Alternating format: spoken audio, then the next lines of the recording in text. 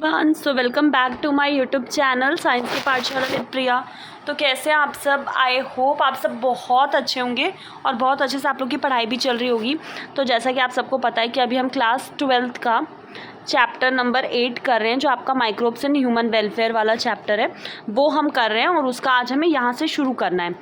इससे पहले वाली वीडियोस अगर आपने नहीं देखी तो उसकी प्रॉपर प्लेलिस्ट वगैरह है क्लास 12th की, आप चेक कर सकते हैं, देख सकते हैं आराम से। एंड कोई चार्ज नहीं है, कुछ नहीं है, आप चैनल को सब्सक्राइब भी कर सकते हैं।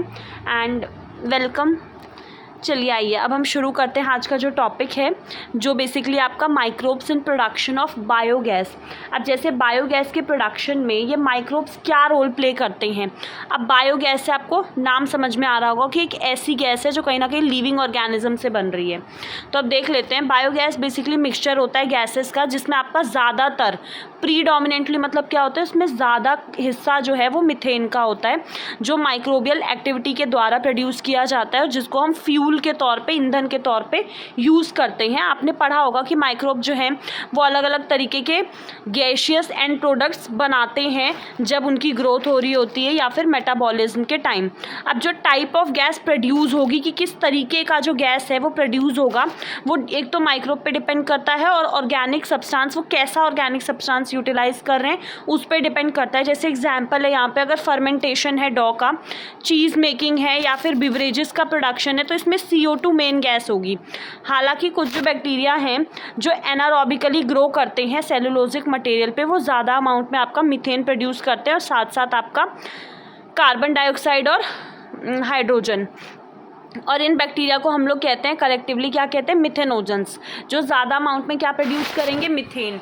ठीक है, ये बैक्टीरिया बेसिकली क्या करते हैं, जो सेलुलोजिक कंटेंट होता है मटेरियल उस पर एक्ट करके और ज़्यादा अमाउंट में मीथेन प्रोड्यूस करते हैं और साथ साथ CO2 और आपका H2 भी प्रोड्यूस करते हैं। और इन्हीं बैक्टीरियाज को हम क्या बोलते हैं, मिथेनोजेंस। ठीक है, कुछ आप एक कॉमन बैक्टीरियम का नाम दिया हुआ है मिथेनोबैक्टीरिया।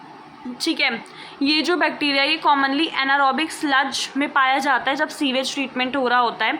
ये जो बैक्टीरिया है ये ह्यूमन में प्रेजेंट होता है, मतलब स्टमच का एक पार्ट होता है कैटल में, जो काउ बफेलोज होते हैं उनमें। अब ज़्यादातर जो सेलुलोजिक मटेरियल है जो कैटल के खाने में प्रेजेंट होता है वो आपका is also present in the र्यूमन। तो र्यूमन में ये बैक्टीरिया जो होते हैं मदद करते हैं सेलुलोज को ब्रेक करने में और ये बहुत इंपॉर्टेंट रोल प्ले करते हैं कैटल के न्यूट्रिशन में। अब क्या आपको लगता है कि हम जो हैं वो सेलुलोज डाइजेस्ट कर सकते हैं जो खाने में प्रेजेंट होता है? आप इसका आंसर मुझे कमेंट सेक्शन में देंगे।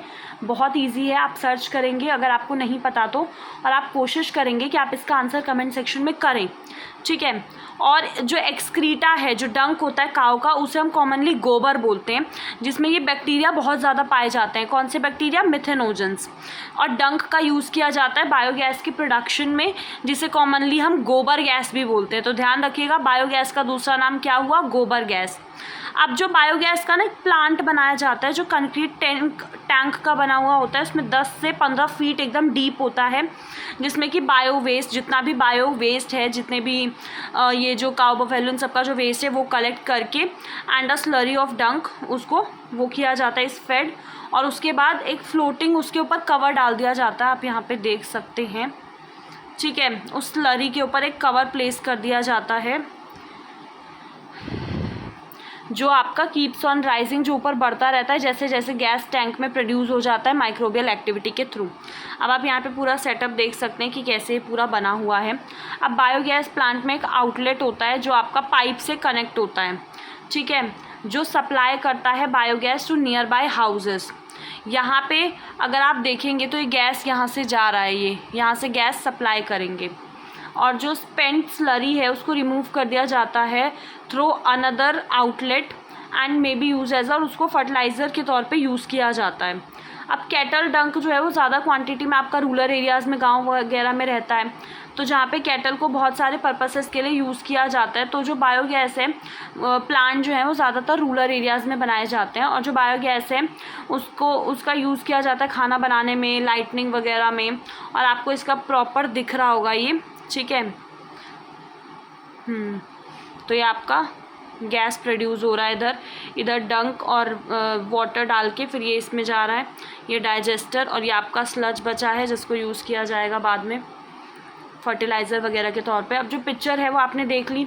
अब जो टेक्नोलॉजी डेवलप किसने की है, इसको याद रखिएगा कि इंडिया में ये जो टेक्नोलॉजी है बायोगैस प्रोडक्शन की, वो मेनली किसने डेवलप किया, efforts of IARI, that is Indian agriculture research institute. इसको याद रखिएगा, फुल फॉर्म भी और वैसे भी, ठीक है। And khadi and village industries commission. अगर आपका स्कूल जो है वो विलेज में है, गांव के पास है, तो बहुत इंटरेस्टिंग होगा अगर आप इंक्वायरी करें, ठीक है, इंक्वायर करें कि कोई बायोगैस प्लांट पास में है या नहीं है, और फिर आप उसे जाएं, वहाँ पे विज़िट करें और ज़्यादा इसके बारे में पढ़ें कि लोग एक्चुअली इसको मैनेज कैसे करते हैं, ठीक है। अब हम देख लेते हैं microbe as a bio control agent. अब बायो कंट्रोल का मतलब क्या होता है कि बायोलॉजिकल मेथड का यूज़ करके हम प्लांट में जो डिजीज़ या जो पेस्ट लगते हैं उनको कंट्रोल करेंगे। आज जो मॉडर्न सोसाइटी में जो प्रॉब्लम है, इसको टैकल किया जाता है इंक्रीजिंगली केमिकल्स का यूज़ करके, जैसे इंसेक्टिसाइड और पेस्टिसाइड का यूज़ करके, लेकिन ये केमिकल जहरीले होते हैं और बहुत ज़्यादा नुकसान पहुँचाने वाले होते हैं, और ह्यूमन बींग्स को भी नुकसान पहुँचाते हैं, एनिमल को भी पहुँचाते हैं, और हमारे एनवायरनमेंट को भी नुकसान पहुँचाते हैं, ठीक है। हमारी सॉइल जो है इज़ ऑल्सो पॉल्यूटेड।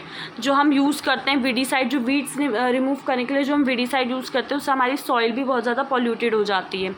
अब हम biological control of paste and disease की अगर बात करें, तो एग्रीकल्चर में देयर इज़ अ मेथड जिससे कि हम पेस्ट को कंट्रोल करते हैं, और वो बेसिकली नेचुरल प्रिडेशन पे रिलाई करता है रेदर देन केमिकल्स के अलावा जो है वो आपका नेचुरल प्रिडेशन पे। इसमें बेसिकली क्या होता है, अ की रिलीफ ऑफ ऑर्गेनिक फार्मिंग में बेसिकली क्या होता है कि जो बायोडाइवर्सिटी है फर्दर्स हेल्थ, वो बायोडाइवर्सिटी और ज़्यादा अच्छी होती है।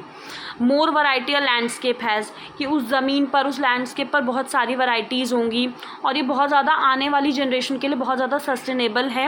अब जो ऑर्गेनिक फार्मिंग है, इसीलिए वो बेसिकली काम करती है टू क्रिएट अ सिस्टम जहाँ पे इंसेक्ट्स जो हैं, जिन्हें हम कभी कभार पेस्ट बोलते हैं, उनको हम इरेडिकेट नहीं करते, बल्कि बजाय उसके हम उन्हें मैनेज करते हैं।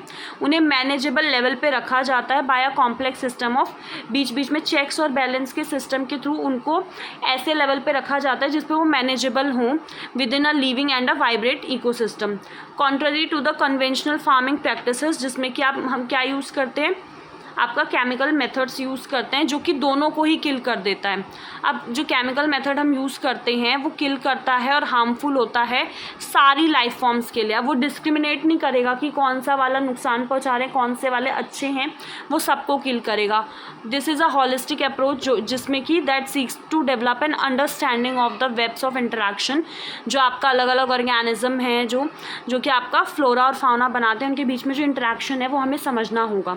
अब जो ऑर्गेनिक फार्मर हैं होल्ड्स द व्यू दैट, कि उनका ये नज़रिया होता है कि अगर हम रिमूव करेंगे, इरेडिकेट करेंगे क्रिएचर्स को, तो that are often described as a pest, वो इज़ नॉट ओनली पॉसिबल, बल्कि उसके साथ क्या होगा, but also undesirable for without them the beneficial predatory parasitic insects, जो उन पर डिपेंड हैं खाने के लिए, वो लोग भी सर्वाइव नहीं कर पाएंगे।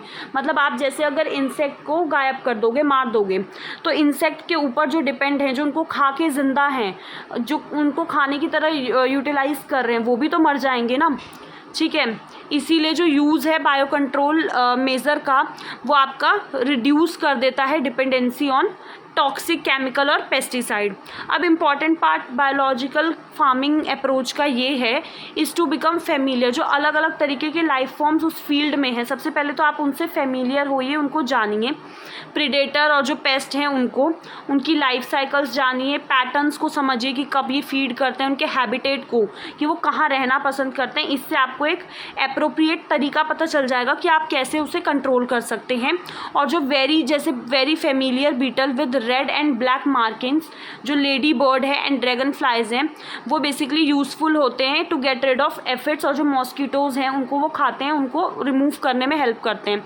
तो जो एग्जांपल है माइक्रोबियल बायो कंट्रोल एजेंट, जो कि आपका है दैट कैन बी इंट्रोड्यूस, अगर हम चाहते हैं बटरफ्लाई कैटरपिलर्स को कंट्रोल करना, तो हम एक बैक्टीरिया जिसको बोलते हैं बैसिलस थुरिंगेनेसिस, ठीक है, जिसको हम बीटी भी बोलते हैं, तो ये आपके अवेलेबल रहते हैं, इन सैशेट में आते हैं ड्राई स्पोर्स के फॉर्म में। उसको आप पानी में मिला के जो भी प्लांट आपको लग रहा है कि उससे इन्फेक्टेड है, उन पर आप छिड़क देंगे जैसे ब्रासिकास और जो फ्रूट ट्रीज़ होते हैं, तो ये बेसिकली क्या करते हैं, where these are written by the, जैसे इनको इंसेक्ट्स खाएंगे, इंसेक्ट के लार्वा जो है टॉक्सिक रिलीज होकर लार्वा जो है वो मर जाएगा। तो इससे क्या होगा कि जो बैक्टीरियल डिजीज़ है उसने क्या किया, कैटरपिलर को मार दिया, लेकिन जो बाकी इंसेक्ट्स होंगे वो तो अनहार्म्ड रहेंगे, उन्हें कोई नुकसान नहीं होगा। तो ऐसे मेथड्स की वजह से, because of development of methods of genetic engineering, जो इन लास्ट डिकेड और सो जो साइंटिस्ट हैं उन्होंने इंट्रोड्यूस करवाया है bacillus thuringiensis toxin genes into plants, ठीक है। और ऐसे प्लांट्स जो होते हैं वो बेसिकली रेजिस्टेंट होते हैं, उन पे किसी इंसेक्ट पेस्ट्स का असर नहीं हो सकता। तो बीटी कॉटन उसका एक एग्जाम्पल है, ठीक है, जो कि आपका बहुत सारे स्टेट्स में कल्टीवेट किया जाता है और इसके बारे में आप 10 चैप्टर में पढ़ेंगे, ठीक है।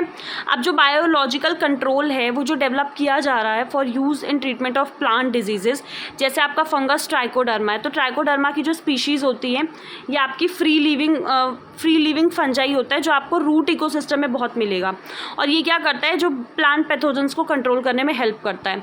बैक्यूलो वायरसेस हो गया, ये बेसिकली आपके पैथोजेंस होते हैं जो इंसेक्ट्स पे अटैक करते हैं और बाकी जो आर्थ्रोपॉड्स पे, ठीक है। और जो मेजॉरिटी ऑफ बैक्यूलो वायरसेस है इनको हम यूज़ करते हैं as a bio control agent, ये आपके जीनस न्यूक्लियो पॉलीहेड्रोवायरस में पाए जाते हैं।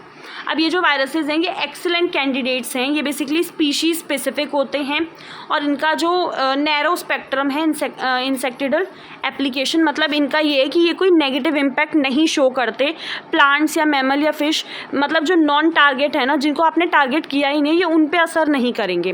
तो इनसे क्या होता है ना कि देखो, अगर आप जैसे केमिकल फर्टिलाइजर्स वगैरह यूज़ कर रहे हो तो उससे सब मर जाएंगे, हमारे लिए भी हार्मफुल है, बाकी इंसेक्ट्स जो हैं सबके लिए हार्मफुल है।